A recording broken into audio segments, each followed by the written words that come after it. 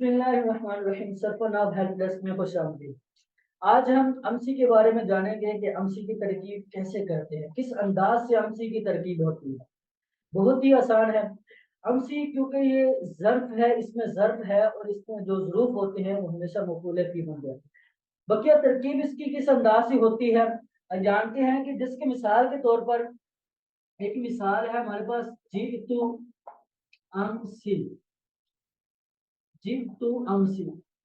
اب یہ جو جئتو ہے یہ صیغہ واحد متکلم کا فعل ہے، یہ فعل صیغہ واحد متکلم کا ہے، تو یہ فعل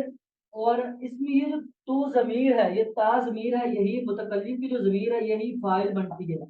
یہ فاعل۔ اور یہ جو امسی ہے کیونکہ یہ ضرب ہے اور ضرب کیا بنتا ہے، یہ ہمیشہ مفعول فی بنتا ہے، تو اس کو ہم مفعول فی بنائیں گے، ہم اس کو مفعول فی بنائیں گے اور مفعول فی بنا کر اس کو فعل، فاعل اور مفعول فی تینوں کو ملا کر جملہ فعلیہ بنا دیں گے، جملہ فعلیہ بنا دیں گے۔ اب اس کا ترجمہ کیا ہوگا؟ اس کا ترجمہ بالکل آسان ہوگا، کوئی مشکل نہیں ہے، کیونکہ ہم جب ترکیب کر لیتے ہیں اس کے بعد میں ہمارا جو کام ہوتا ہے وہ ترجمہ کرنا ہوتا ہے، کوئی مشکل نہیں ہے اس کا ترجمہ۔ اس کا مطلب ہے گزشتہ کل، تو میں پہلے فاعل کا ترجمہ، میں کل آیا، میں گزشتہ کل آیا تھا، میں گزشتہ کل آیا تھا، اس کا ترجمہ